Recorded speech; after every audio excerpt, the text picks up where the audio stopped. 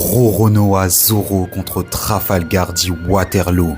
D'un côté, on a le capitaine de l'équipage du Heart avec une prime de 3 milliards de berries. Et de l'autre côté, on a le second de l'empereur Monkey D. Luffy. Mais alors, qui est le meilleur des deux? Eh bien Zach, tu m'as donné un débat bien compliqué, mais on va évidemment trouver un vainqueur. Déjà, niveau capacité physique, Zoro prend quasiment tout. Il prend tous les critères de force, il prend aussi la résistance et l'endurance. Je pense que j'ai pas besoin d'expliquer. Maintenant, en ce qui concerne la vitesse, ça se discute. En termes de vitesse de déplacement, je pense que c'est Trafalgar Law. Lorsqu'il est dans sa room, il peut clairement se téléporter. Law est vraiment chiant à attraper. Par contre, tout ce qui est vitesse de réaction et réflexe, je pense que c'est Zoro. Même chose pour vitesse d'attaque et vitesse de combat. On l'a vu, Zoro est capable de suivre des ennemis extrêmement rapides et possède aussi des attaques très rapides comme la danse du lion. En ce qui concerne le haki, je vais aussi donner à Zoro. Je pense que Zoro maîtrise mieux le haki de l'observation et le haki de l'armement que Law, et Zoro lui a le haki des rois et peut même attaquer avec.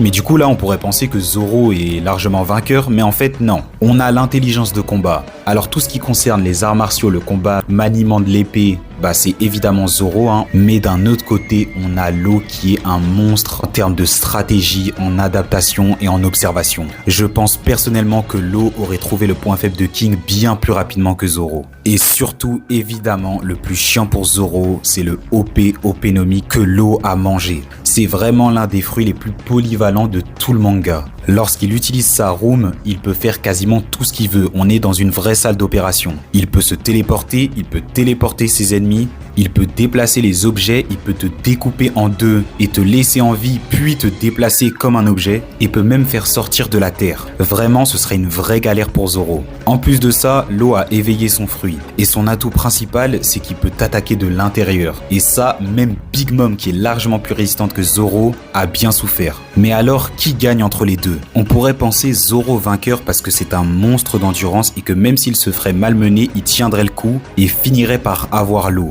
Parce que si en 2-3 attaques, il a réussi à mettre KO King, Law, ce sera bien plus facile. On pourrait aussi se dire que même s'ils ont le même niveau, l'auteur choisirait Zoro parce que c'est le second de Luffy, le roi des pirates, et qu'il a plein d'autres objectifs. Narrativement, on pourrait choisir Zoro. Et surtout aussi, c'est que Zoro à la fin de Elbaf va sûrement être bien plus fort que le Zoro à la fin de Onigashima. Enfin ça, on le verra plus tard. On pourrait penser aussi que Law gagne et que Zoro n'arriverait jamais à suivre. On pourrait aussi penser que Law gagne car c'est un capitaine et Zoro un second. Mais bon, si je devais choisir, je partirais et je pense que quasiment tout le monde sera d'accord avec moi, avec évidemment Roronoa Zoro. Dites-moi ce que vous en pensez dans les commentaires et n'oubliez pas, abonnez-vous.